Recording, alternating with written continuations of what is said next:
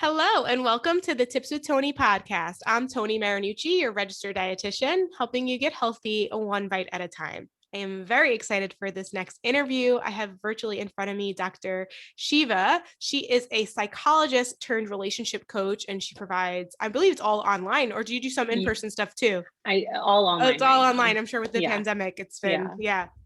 So I'm super excited to have her here today because you guys know I'm in the process of writing a book about the correlations between dieting, dating, and romantic relationships. But more importantly, like I believe in self-love, self-confidence, like taking care of you, making sure that you're whole first before you give on to others. And I know that Dr. Sheva has very similar Mhm. values and teaching practices related to that. So I'm excited though, because she's the expert and we can really dive deep into like, maybe if you're not in a relationship and you want to be in one, or if you're in Yeah. a current relationship and it's not working out the way that you want it to, and just like general advice that you're looking for, just to just like help you know that you're heard, you're not alone, and maybe some tips to kind of come out of that. Mhm. So anyways, Dr. Sheva, welcome to the podcast. Thank you so much for having me. I'm so excited to be here and to be doing this with you, Toni. Ah, you're so welcome. And I'm very excited to have you. So, the very first question I have all of my guests answer is to just have you introduce yourself by sharing who Sure. you are, what you do, and most importantly, why you do what you do. Sure, of course. So hi everyone who's listening. So I'm Dr. Shiva Sar. I'm a licensed clinical psychologist, and as Toni mentioned, I recently transitioned to relationship coaching. I specifically focus and work with women, one-on-one, in really improving their relationships with themselves. So I believe that if you can improve your relationship with yourself, if you can improve your self-confidence, then that's going to show up into all areas of your life, and we can then have those stronger, more quality relationships, romantic relationships with other people as well. Mm-hmm. So I focus a lot on, similar to your mission of just holistic well-being, self-love, doing acts of kindness for yourself, and just improving your overall self-confidence. And that for me is really important, both professionally. I think that I've gravitated towards, wanting to support women, even in my clinical work as a psychologist, but also personally, because I think I've gone through my own self-confidence journey, and I know how much of an impact it can make when you start putting yourself first. Not in a Mm-hmm. selfish way, but also really prioritizing yourself, being clear on who you are, your needs,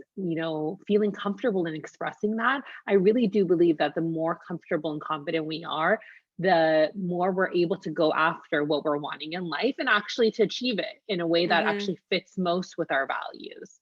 Um, it's just been a transformative experience for myself and also in the women that I've helped. And so I really just love doing the work that I do. Yeah, I love that. I think that's so great. So I guess the very first question I have for you as you were speaking was like, how does somebody know maybe that there's room for improvement to love themselves a little bit more? Like what are some like telltale signs or traits of either an unhealthy relationship with yourself or an unhealthy relationship with a partner? Sure. So in general, I would say, and it's such a great question because I actually get this question a lot because most people are like, well, how do I know if I even need a relationship coach?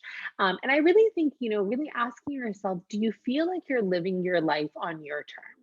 So do you feel like the actions that you're taking are because of you? And so some signs of that could be if you find that you struggle with people pleasing, or if you have a hard time setting boundaries with other people, Mm-hmm. or maybe you find that you're feeling burnt out more regularly, and you aren't taking care of yourself in that way, or you're having a hard time just expressing yourself within relationships. So sometimes people will share with me, I really try to avoid conflict, and conflict comes up in relationships. Mm-hmm. And so if you feel like, hey, I don't have the skills, not only do I feel uncomfortable with it, but I actually don't know how to handle the conflict if it comes up, those could be signs that you could benefit from relationship coaching, and particularly focusing on your relationship with yourself, because I think a lot of that then influences our comfort in engaging in those behaviors that we need to. And then as far as unhealthy traits within, romantic relationships or just in relationships as a whole, I would say asking yourself, is this a reciprocal and an equal relationship? What I Mm-hmm. mean by that is, do you feel like your needs are equally met to that of a friend or a partner? And I don't mean in every instance. Of course, there's going to be a time in life, maybe there's a week if you're in a relationship, or a month where you are more heavily focused on your partner's needs because of whatever's going on in their lives.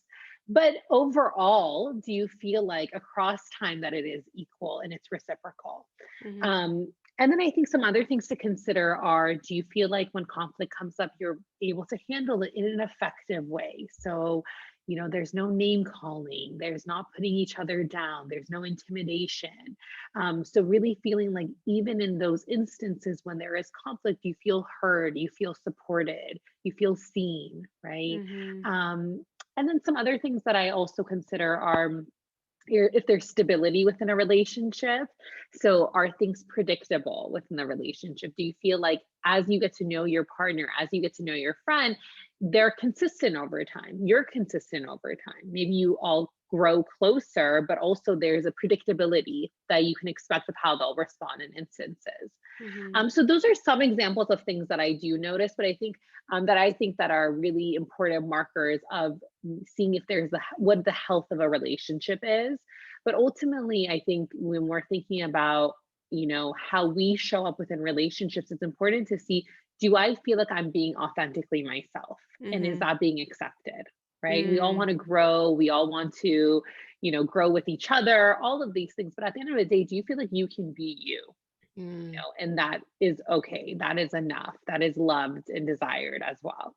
Um, but yeah, I'm happy to go into more unhealthy No, traits because that's unfortunately there's many more to be also aware of. But those are the excuse main me. ones that I think I really do notice and within Yeah. my work. I think that's really great. I think that's really great. I mean, I think being able to show up as you and your authentic self and not worry about what somebody else is going to say, because I know a lot of people, I mean, and that's whether, once again, whether you're single and maybe you're trying to conform to society to look a certain Right. way, or Right. you're in a relationship and you're trying to appease your partner and maybe you're afraid of like how they're going to react. So you change what you say to them.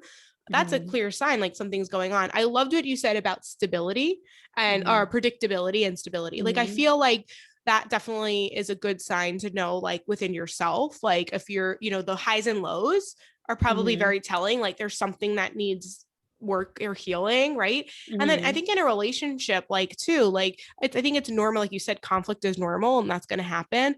But like to what extent, right? Right. Like at what point does it become like, oh my God, I don't even know how to be or how to act, or like when the next argument's gonna, like when you're like kind of walking on eggshells.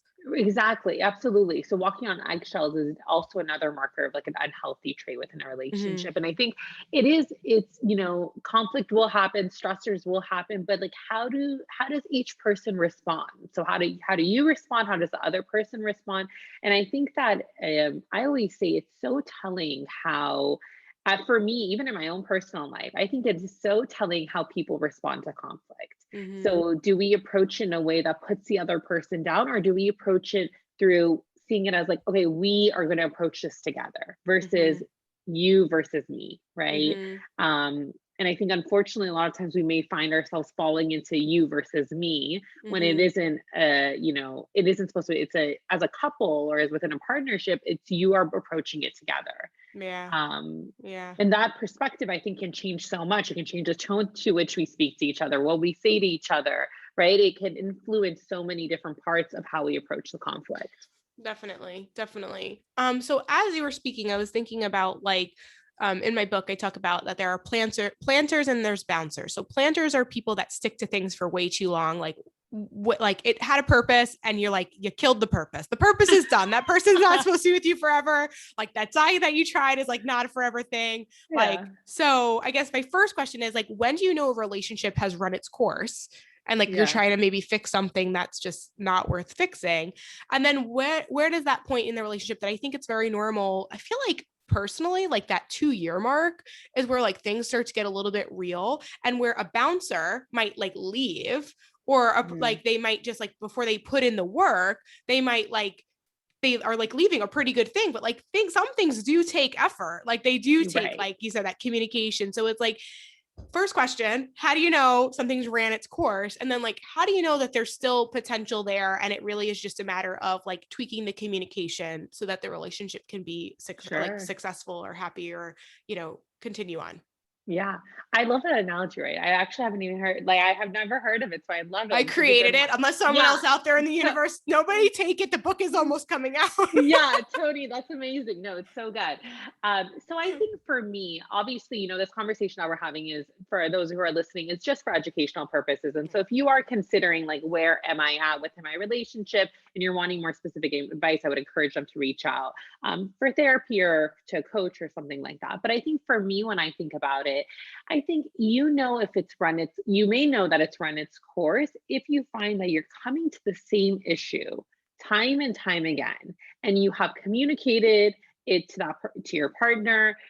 They've either taken accountability to try to change it, or they have it, right? But that issue is still coming up. And I think after a few times that when you have brought something up and it is the same issue that you're arguing about or that is a challenge, then that could be a sign that if something's not shifting, that could be a sign that maybe that person's not able to change it, or they're not wanting to change it, or maybe this dynamic within itself isn't a dynamic that maybe fits. Because I think within every relationship, we the dynamic may look a little different. People bring different things out of us, right? Good and bad, right? And so I think I would be considering, how long has the challenge been happening?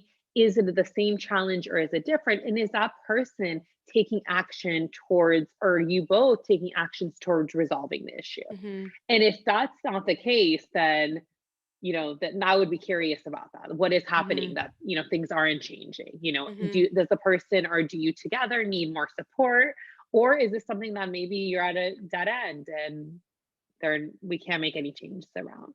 Mhm. Um, and then I think the other thing, I think those would be the main things, but I think also, again, if you find that it is more, for me, if it is more of an unhealthy relationship, so if there are more traits of unhealthy traits versus healthy traits, I would also encourage people to really consider and take inventory of their relationships to Mhm. see if this is going to even be a relationship that's going to serve them in the long run.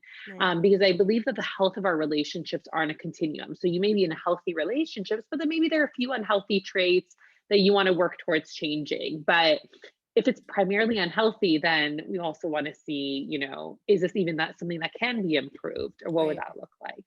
Right. Um, and then the next question that you had of, some people They leave the leave relationship yeah, too like soon. before it's like you didn't really let it run its course. Like you didn't like, it was just like probably could have been like solved. Yeah. And I think there's many reasons why that may happen. I think, but like, there may be many different reasons, but I think it's also encouraging people to shift the perspective that we have around conflict, or what a good relationship needs to look like, what a successful relationship looks like. I think a lot of Mhm. times people fall into the fallacy or this belief that um, if it's a successful relationship, there's no conflict, or Mhm. things have to always be, positive, or things have to always be to the ideal standard that I want. And I think the truth is that as humans, we're imperfect. And then when we come into relationships, we're also with an imperfect being, right? Because we're also imperfect. So, and things may not always be as perfect, and they oftentimes aren't, or as positive or as we want, but are they things that we can work through? And Mhm. do we want to work through them, right? Is the love there? Is the care there? Is the connection there that you're wanting to work through it? So I think that, encouraging people to ask themselves, what is my definition of a successful relationship? Mhm. And how do I know if it's not a successful relationship, right? And also thinking about that, conflict is part of a healthy relationship. Like, as you get to know someone more, you learn more sides of them, many of which you may like and many of which you may not like, right? Yeah. I So almost think that the conflict helps you get to know them better. exactly. I Right. agree. I Yeah. think I think the more not the more conflict, but I think in times of conflict, when we can approach it together in a healthy way, a lot of times it allows us to connect more deeply. Actually, it Mhm. connects Mhm. as we get to know each other. We connect more intimately.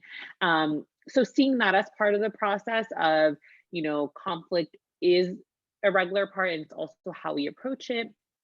And I think if people are listening and they find that, whenever some of us, whenever there's any intimacy, that may become really uncomfortable for us, right? And so a Mm, lot of times people will leave relationships as they become closer, emotionally closer. And so that can be dependent on our attachment styles, their own previous experiences. And so asking people to really also take inventory of that, of like, is this just specific to one relationship I'm in, or do I tend to do this whenever mhm, things become more serious, mhm. or there's more conflict or whatever it may be. That's a good point. That's a good point.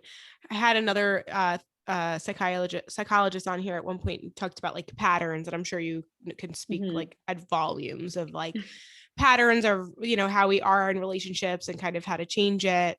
Um, yeah, Yeah. I'm sure a And lot of what we do is from like our childhood. Like, Yeah, exactly. I think a yeah. lot of our templates of love and relationships are formed by our familial or parental experiences, or even, Hmm. cultural and societal messages that we've Hmm. received of what's a, you know, good relationship. What should that look like?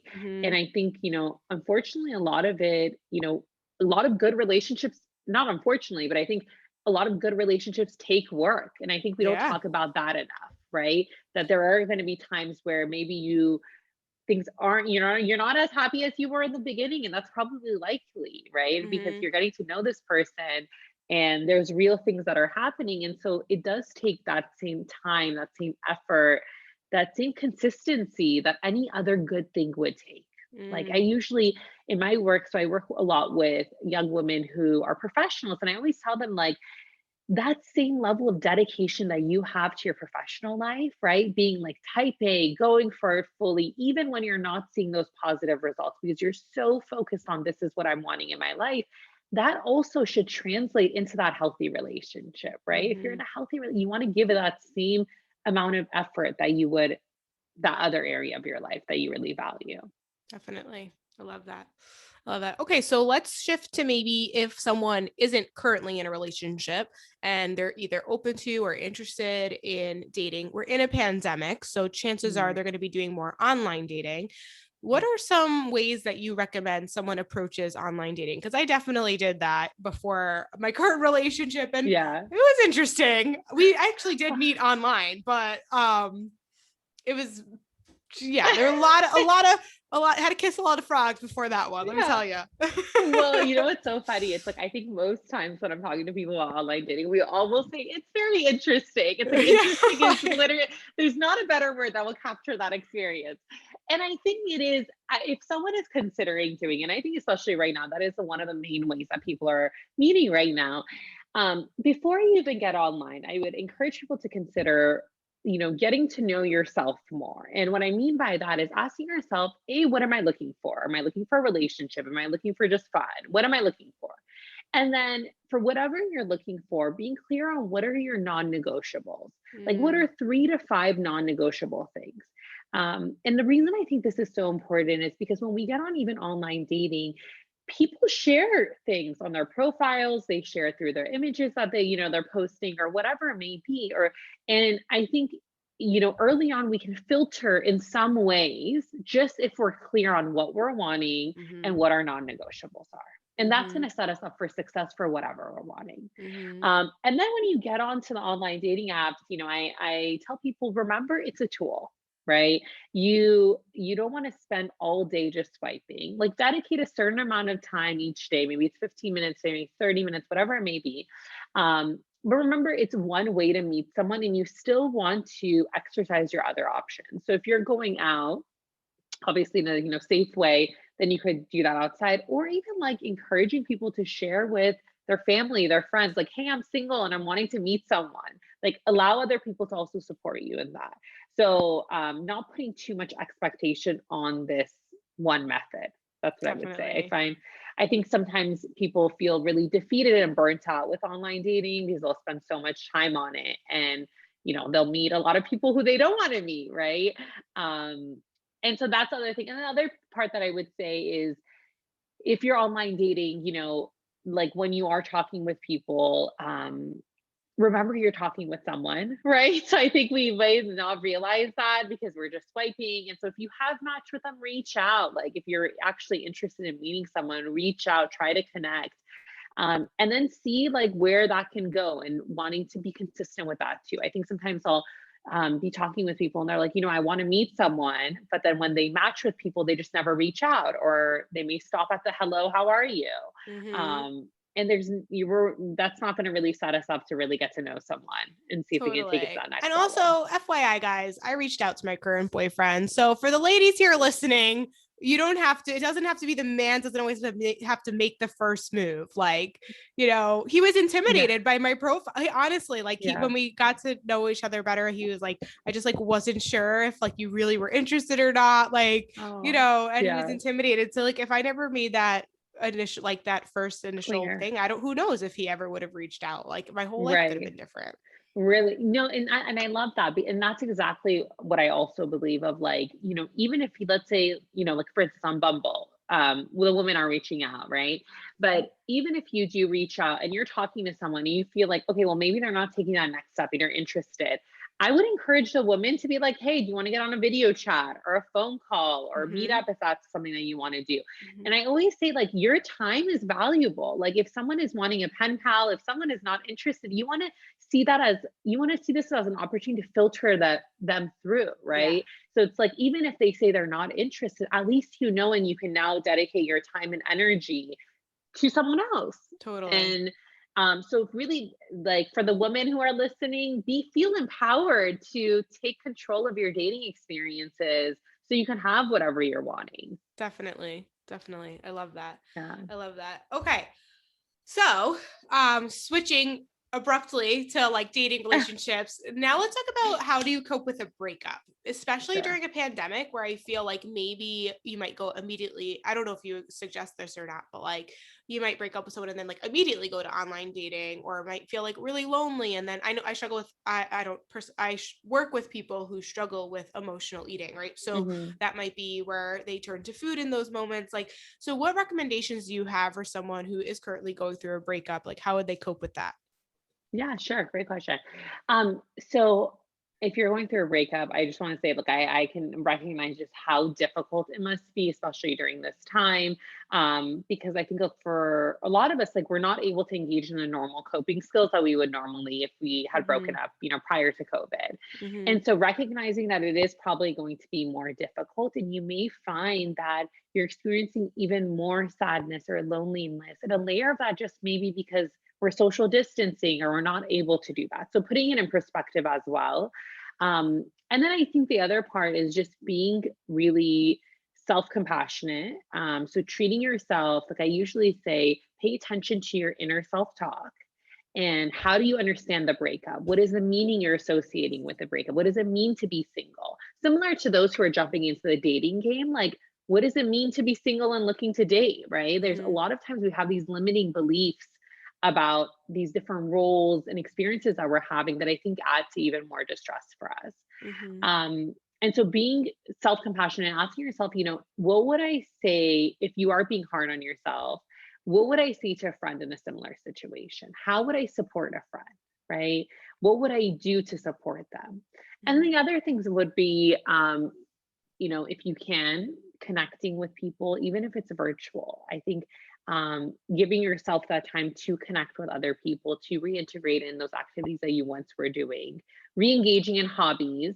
So even if you're socially, like, a lot of people that I've worked with who have experienced a breakup, it's like they're cooking more, they're doing things that they used to once enjoy that are still safe, but that are Mm-hmm. distracting them in some ways. Mm-hmm. Um, and then the other part that I would also encourage people to consider is, as you said, like, when people experience a breakup, they may jump really quickly into dating or doing something that's not healthy for them. I would encourage you to give yourself time to process the breakup.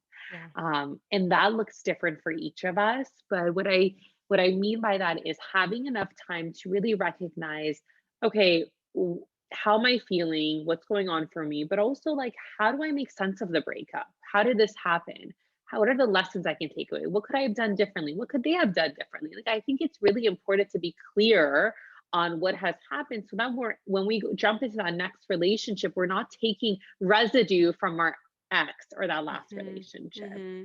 right? And I think that actually is one of the most important things that we can do in addition to those normal coping skills that I was saying, those distraction activities or being around, your social support. Um, because I think it's when we don't understand things, it's when we haven't processed things that then they may then continue to show up Yeah, way past the relationship. definitely. Definitely. I think that's excellent advice, especially like, I mean, that's exactly what I talk about in my book and what everything I'm talking about in just in nutrition. It's like before you try something new, reflect on what worked and what didn't and Mhm. why, and like define what you're looking for and define what's Right. enough and all of that. So I think that's super important. Do you have any tips for like maybe, and maybe you didn't heal as much as you thought you did, but say you took a whole year in between Mhm. relationships and in between dating, and then you get into a new relationship, you even define what you're looking for, you get really clear about it, um, and then things start coming up where maybe your previous boyfriend or girlfriend cheated on you, and so Mhm. now you have trust issues, but your partner actually hasn't given you any real reasons to not trust Mhm. you, but because of what you've experienced in your past, you're still struggling with that. Like, does that mean that maybe you didn't do the healing, even though you took a break, you weren't really actively working through what you needed to after like that previous breakup? Or is like that just very normal? And do you have any tips for Sure, somebody who's sure. struggling with that? Yeah, sure. I mean, it depends. You may it could go both ways, right? Like someone may, depending on what had happened in the previous relationship, someone may feel like, hey, I processed this, but then when they get into a new relationship, they maybe get triggered by something that they didn't even know they would get triggered by. Mm-hmm.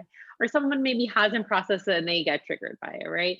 But what I would encourage people to pay attention to is just being aware, regularly checking in with yourself and seeing how you're feeling within the relationship, and also being clear on what is the evidence for what's coming up for me? Because I think sometimes we get triggered by things, as you're saying, which are from our past, right? And so Mm-hmm. if we can identify evidence, then that's going to help us in really being able to differentiate, okay, this seems to be from my past. This isn't from what's happening right now in the present Mm-hmm. moment. And that can help us in the present moment in coping. Mm-hmm.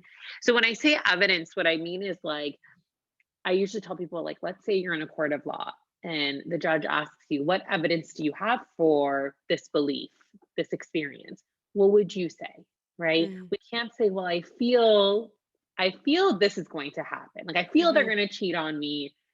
And if the judge says, well, why do you feel like that? Well, something from my ex, right?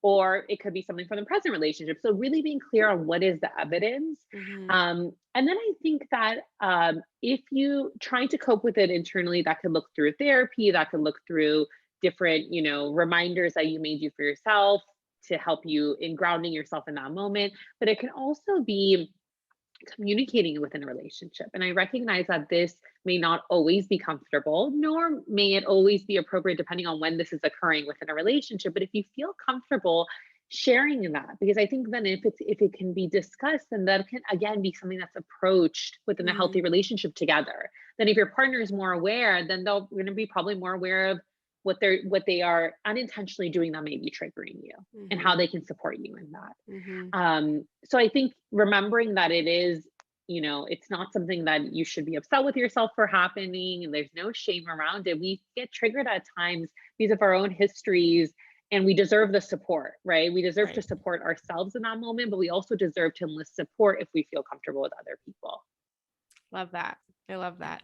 All right. So let's put a bow on this. I know you touched on it in the beginning, and I talk about it all the time about the Yeah. importance of self-love. But I don't know if everyone really truly understands it, or maybe they're not willing to like grip it or like go with it. And I think, they think self-love is selfish. Like, what would you Yeah. say to someone who's maybe struggling with that? And like, why is self-love so necessary, especially Sure. during this pandemic? Absolutely, yeah. I think there are definitely a lot of misconceptions around self-love and self-care, right? So just the act of showing love towards yourself. And I would encourage people to remember that when you are taking care of yourself, you're actually able to show up. It's actually one of the most sort of giving things that you can do, in my Mm-hmm. opinion, because you're actually able to show up more for the people that you care about, for your work, for your relationships more fully. You can give more when you have more, right? Mm-hmm. And so remembering that perspective. And I think that for me, when I think of self love, I just think of regularly checking in with yourself, having a close connection with yourself on an emotional, on a physical level, on all levels, really holistically, and making sure that you are taking actions that are rejuvenating to you and that are fulfilling to you, that take care of you. I will oftentimes describe, giving yourself, when we're showing self compassion or love to ourselves, giving yourself that emotional hug. Like, what do I need right now? Right? Mm. Well, how can I take care of myself in this moment? And I don't know what this, I forgot, I may have missed the second part. Oh, why it may be so hard. Was that the second part of the Yeah. question? Yeah. Like why Yeah. it's so hard and like, why is it so necessary? Yeah. So again, a lot of times it may be hard because we have these misconceptions about it, but also I think that within our society, many of us haven't grown to think of the importance of taking the time each day to dedicate just for us, right? We may feel like Mm-hmm. we're wasting time, or is this even helpful, right? Maybe I should Mm-hmm. be working more. We're being pulled in so many different directions. And so it is hard because we're not used to doing it. And so if it is hard for you, know, like, if you've never done self-love or self-care, know it will probably be challenging. And that doesn't mean that it's wrong. Mm-hmm. It just means that it's different, right? It just Mm-hmm. means that you're not used to doing it. It's like any other muscle that we need to train. If you Right. haven't worked out and you get into the gym, it's going to be uncomfortable, Mm-hmm. right? You're not going to like it, Mm-hmm. but that it's still probably really helpful to you. So starting from somewhere, even if it's 5 minutes of self-love, even, I love, for instance, gratitude journals. So even if you spend 3 minutes each morning to identify three things that you are grateful for, that is amazing. Yeah. It is going to influence the rest of your day, and starting from there and building upon that. Mm-hmm. And I think it's just so important, to your second question. I think it's so important because when we can truly love ourselves, when we can truly know ourselves, and when I say love ourselves, it doesn't mean you just see everything as positive. It means that you have a clear and accurate understanding of you. And you have a Mm-hmm. clear and accurate understanding of what you're needing. And that also includes your areas of growth, right? It also Yeah. acknowledges that. And so when you can know yourself and be so clear and aware on who you are, and fill yourself up in the ways that need filling up, then you're likely to go into relationships that also give you that, right? When you are taking so much care of yourself, it's hard to go into a relationship where you're not getting that back, right? Or getting half Totally. of that back. You will be very noticeable. And so I think that when we are taking care of ourselves, we also are drawn more towards people who do the same and who bring the same within relationships towards us. And it's only, I think when we're prioritizing ourselves in that way, then we can get into more healthy relationships. We can stand up for ourselves more. We can have Mm-hmm. stronger boundaries, right? All of that shows up in all of these little mini actions that we may take within a relationship that are so important. Absolutely. Ah, so great. This is so great. All right, Dr. Shiva, you've been incredible. Where can people find you, connect with you if they want to work with you? Sure. Definitely let us know where they can connect. Yeah. Well, thank you so much for having me. This was so much fun, Ah, you're Tony. so welcome. Yeah, this was really great. So, for those of you who are interested, you could, I would say that my main social media is through Instagram. I'm at Dr. Sheva. And if you are interested in coaching, I do provide one-on-one coaching focused on self-confidence, improving your self-confidence, improving your self-love and your relationship skills. Again, just improving your relationship with yourself so you could have those relationships that you're wanting. So if you are interested, I would love to support you on your journey. Send me a DM, at Dr. Sheva, or you can click on the link in my bio for more information around my coaching services. Awesome. Thank you so much for being here. Thank Guys, you. definitely go follow Dr. Shiva. If anything said here resonated with you, take a screenshot of this episode, share it on your story, tag me, tag Dr. Shiva, and let us Yeah. know what was your one big takeaway. If it inspired you to do anything, if you feel like someone would benefit from listening to this, definitely send it to them. And if you're not already subscribed to the Tips of Toni podcast, definitely hit that subscribe button. When you're subscribed, you're notified when a new episode comes out every Monday, Wednesday, and Friday. All right, guys, that Yeah, is it for me today. Thank you so much, Dr. Shiva. You've been amazing. definitely. Yeah. As always, this is Toni Marinucci, your registered dietitian, helping you get healthy one bite at a time. Thank you.